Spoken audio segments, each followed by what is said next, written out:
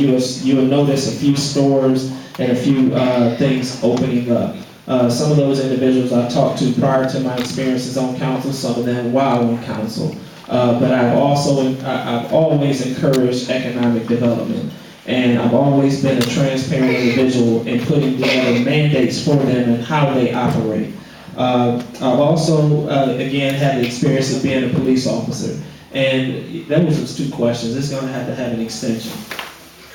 No, 30 seconds. Okay, well, between police and the youth, we need to better that relationship by active community policing, getting out there, talking to them. A lot of our students are engaged in some form of smoking. Not everybody, but some. And we want to try to, mentor them and point them into the right direction. Not everybody's kid is leading the right role. But so if your kid is not one of those kids who leads the right role, then we want to be one of those. Thank you, Mr. Baker. Please adhere to the 30 seconds. Can they only ask one question, sir? Yes, I said when question I posed to 5 questions. Excuse me? Whichever question you wish to answer from the 5 questions. As far as economic growth, we need the city to attract more investors. We need people to, like you said, that want to come in and do business. I mean, East Cleveland can be a jewel again. I can see Hayden, all the way winding down, full of businesses like it used to be when I was younger.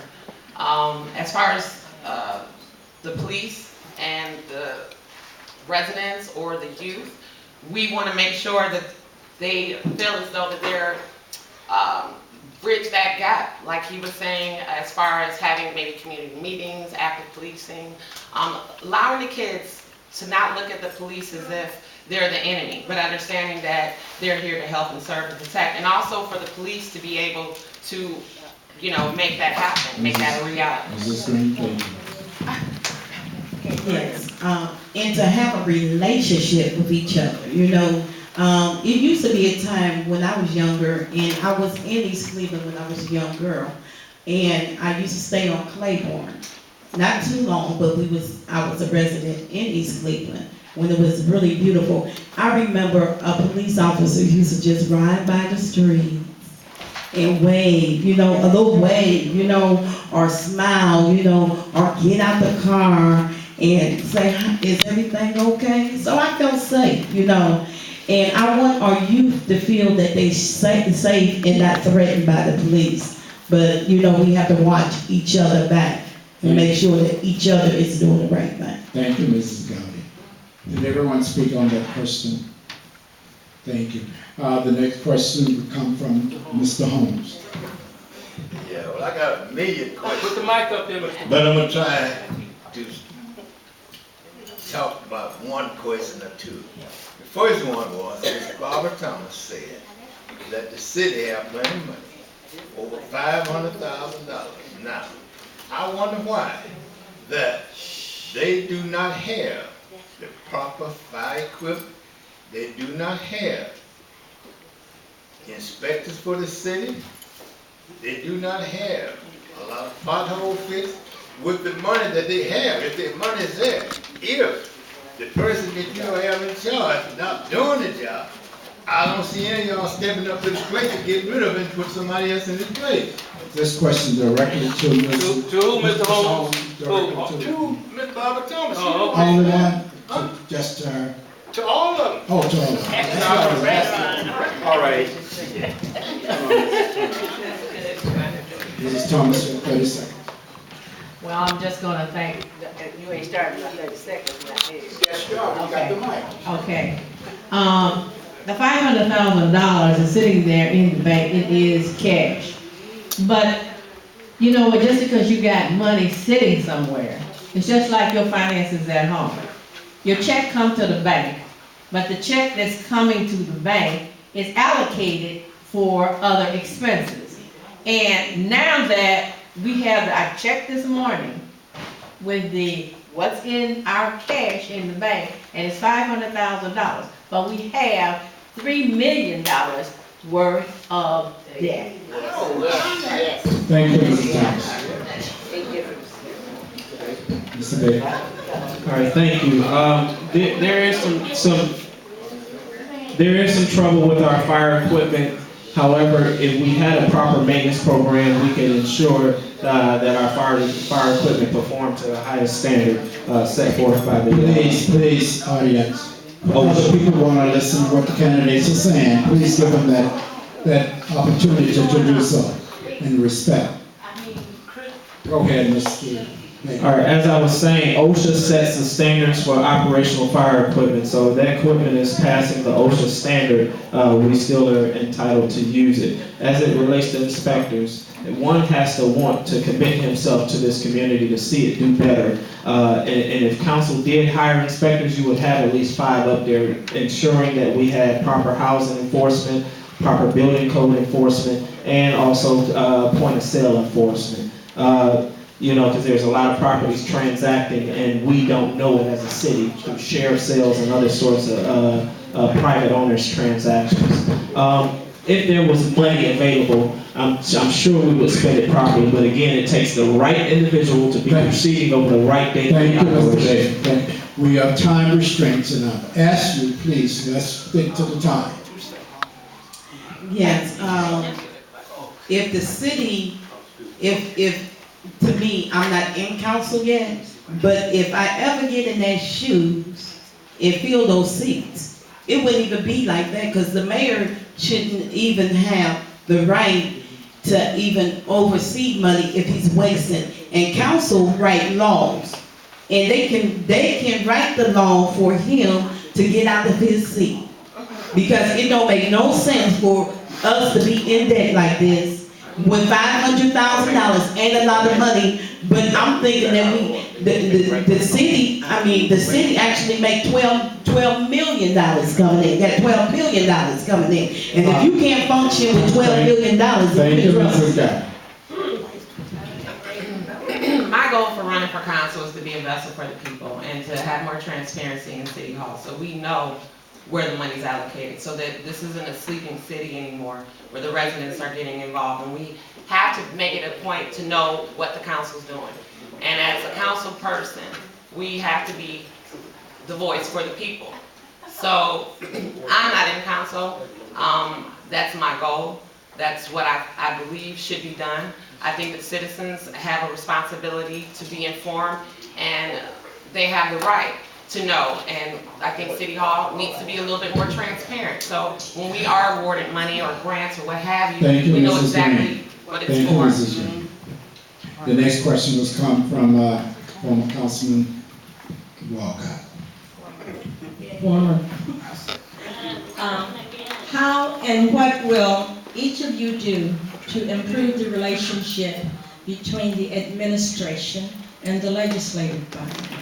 Also, in preparing the salary ordinance that you are supposed to prepare by ordinance, how will you monitor it and enforce the ordinance? Well, as far as the relationship, You can answer either one of them.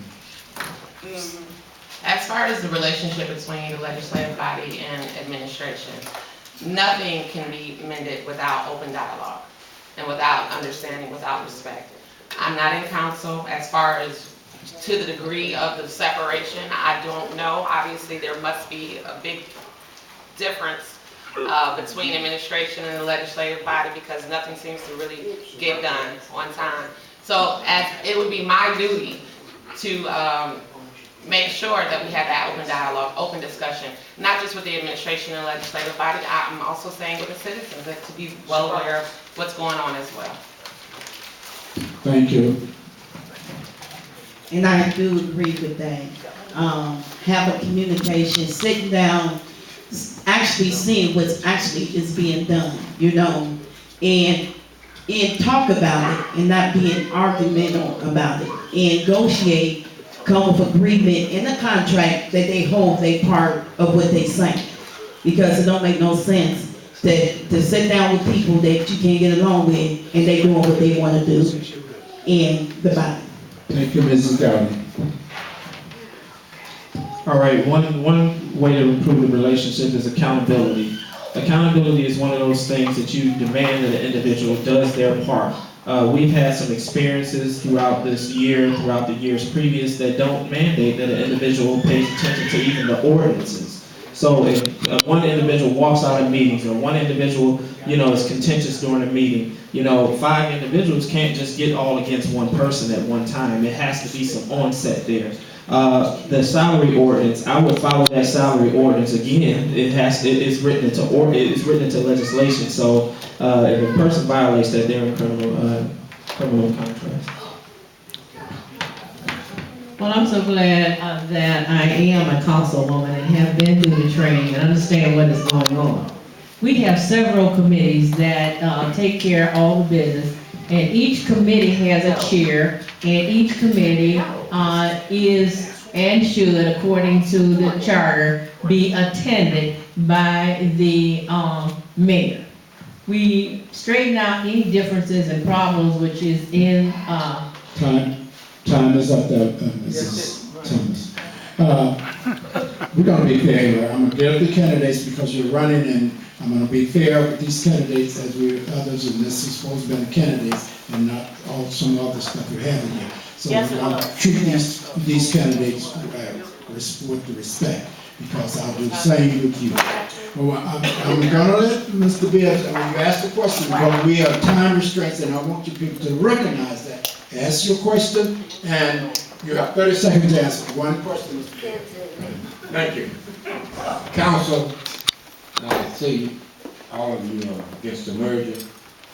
I'd like to know the difference between the merger and the annexation. And one can argue that it's one and the same, but I'll give you a stipulation. A merger is a total absorption of the whole corporation, and an annexation is a particular set of goals outlined through the process. And an annexation is over a period of time. A merger is a complete, absolute absorption right then and there. Once it's signed over both school districts, both municipal tax, both police and fire, all of that goes immediately. Thank you, Mr. Baker. You did well. Okay, as far as the merger and the annexation, like he said, it's almost the same thing. Though he's correct in that. Before we go forward with anything, we need the facts laid on the table so we know yay or nay. We need to be informed to see, and we can't just give up on our city because of what they're telling us or what have you. We need to have these facts in front of us. And that was what I thought was the petition that went around was of course study group to look into the facts so that we can decide that. And so that has to be done first. Those facts have to be laid out on the table before. Thank you, Mrs. Green. Green. Oh, I thought it was Green. That is good, because we do need to know the facts. And don't say one thing and do another. And that's where we get deceived from. And merging is a takeover. It really is a takeover. Taking not only over, taking the whole city. So, we as the people, as the community, we need to wake up and save our city. So that's where I look at, what merging is. And it's a process. Thank you, really, there, Mrs. Gowdy. Mrs. Thomas. Merger and annex mean the same thing. What I am going to say is that there are terms and conditions of any merger, any annex, or what have you. And the ultimate end lies with the residents of East Cleveland and Cleveland. You are going to get a chance to look and see what the terms and conditions are. The council has stopped the petition drive by voting no on that petition. Thank you, Mrs. Thomas. Everyone has spoken now in reference to that, and your question has been asked by the community. Now I'm going to give you an opportunity to close out. We started with Mr. Baker first. It would be Mrs. Gowdy this time. No, Mr. Baker, just have a seat. Mrs. Gowdy, you will go first. Oh, no, I'm not going to Mrs. Gowdy. I'm going to let Mrs. Graham go first. You have 2 minutes, and we will stick to those 2 minutes, and Other than that, I'm gonna cut you off. Okay, I am a lifelong resident of East Cleveland. I work in East Cleveland. I have vested interest in the city. I'm raising my kids here. I want to be a part of city government. I don't want to sit at home and hear about things happening and wondering why and who's going to do something about it. I've decided to take a stand for my community. On my own and with neighbors, Could you pause for a moment? Okay, good, good. I'm going to give you 1 minute, and I interrupted you, and we're gonna do 1 minute opposed to 2 minutes because it's already 6:41 now, and we have to be out at 7 o'clock. So 1 minute. So we're gonna give you 30 more seconds on your minute. Well, I appreciate that. So like I said, I feel as though that this job at hand, this task, it needs someone that cares, someone that's going to do something and not just sit in the position. And I'm willing to take on that task and have that honor to represent my ward that I live in and that I care about. Thank you. This is your closing remarks, so you no rebuttal or anything of this nature. Your closing remarks, whatever you want to do. Yes. 1 minute. Okay. It's time for a change for our community. And it's time for us to do new things that have not been done in our city. And it's time to put things back in place. I am a resident of East Cleveland. I am a precinct, and is an executive Democrat. And I am looking for our city to be changed by the votes that's going to be happening on November the 3rd. Because if we don't do nothing, we'll lose it. And the vision is the cleanup will be messed up.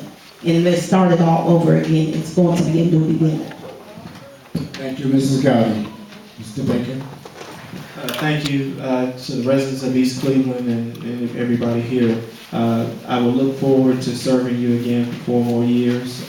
If situations doesn't permit, I'm still going to be invested in this community, and I have a long-term objective in this community, and many of you know what the objective is. I love this community. I've served in this community, not just on council, but in all sorts of capacities, as a coach, as an educator, as a teacher, and as a council person. And ultimately, my greatest joy is serving as a council person. I ride the streets. The students from the littlest of ages to the oldest of seniors know me by name. I pride myself in the commitment to this community. I'm a product of this community and will remain in this community until such said time.